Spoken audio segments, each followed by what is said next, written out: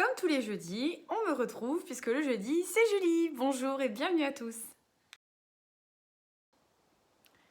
Si je vous dis inspiration, expiration, namasté, vous me répondez eh oui, bien vu, vous me répondez méditation. C'est le cours du jour. J'aimerais faire taire une rumeur. Vous n'avez pas besoin d'être un sage Bouddha ou le Dalai Lama pour vous mettre à la méditation. La méditation, ce n'est pas que rester silencieux pendant des heures et être en position du lotus. Il y a mille et une façons de méditer et je vais vous parler de celles qui pour moi ont fonctionné et que je vous recommande vivement.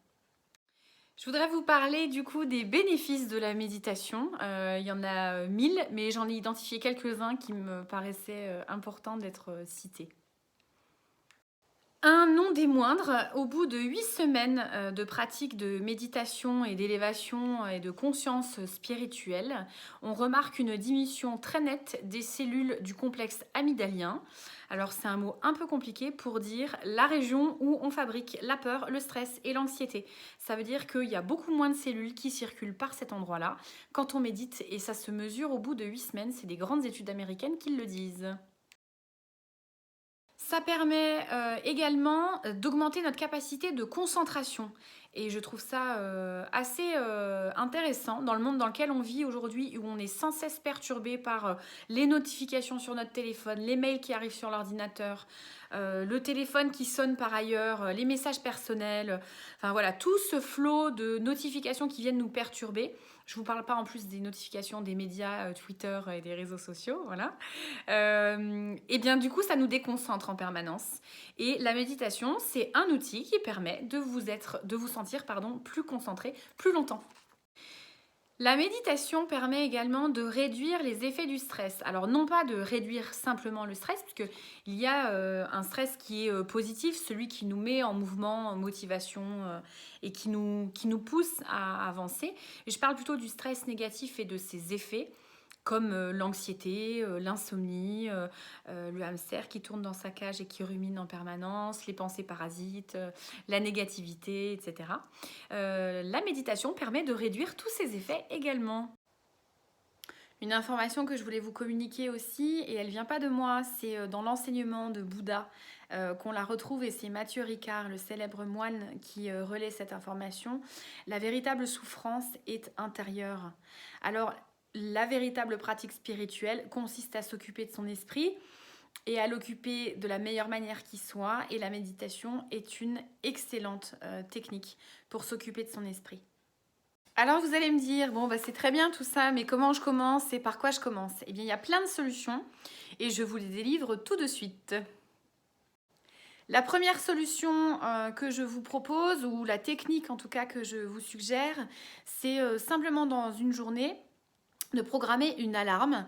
Puisque vous programmez votre réveil pour aller travailler, je vous propose de programmer votre réveil spirituel au moyen d'une alarme, et à chaque fois qu'elle retentit, de vous poser la question: 5 choses que vous voyez sur l'instant, 5 objets, couleurs, personnes, peu importe, dans votre tête, 5 choses que vous entendez, bruit, son, paroles, voix, peu importe, 5 choses que vous sentez, toucher ou goûter, et ce que vous ressentez à cet instant, l'émotion qui se passe à l'intérieur de vous.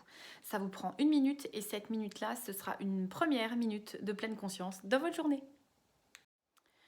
Au-delà de ce petit exercice, ce que je vous suggère également, c'est une autre pratique qui pour moi s'apparente à la méditation, ou qui en tout cas permet d'accéder à plus de facilité pour méditer, c'est la cohérence cardiaque. Alors simplement, vous pourrez trouver des applis de cohérence cardiaque.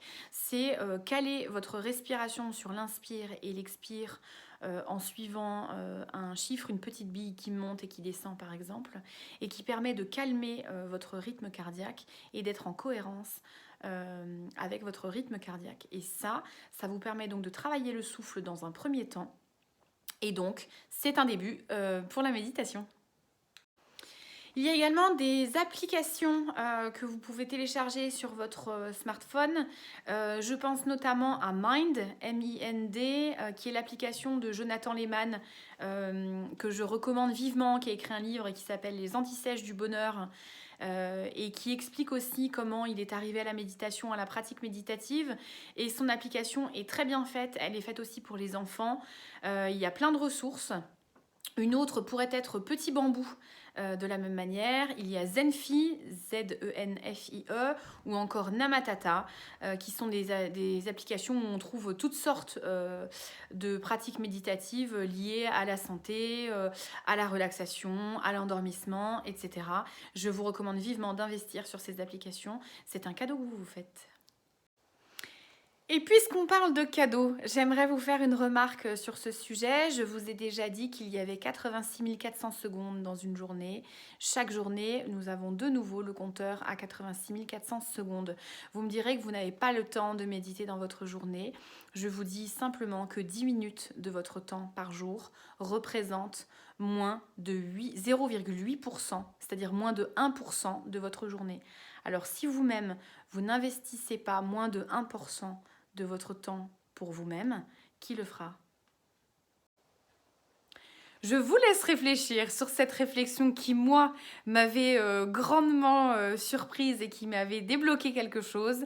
Je vous souhaite d'utiliser au maximum ces 86 400 secondes pour vous et d'au moins optimiser 1% de ce temps pour vous et vous seul, pour vous sentir bien, vous sentir à l'équilibre et du coup être en équilibre et bien avec les autres. Je vous souhaite une belle journée et à très bientôt.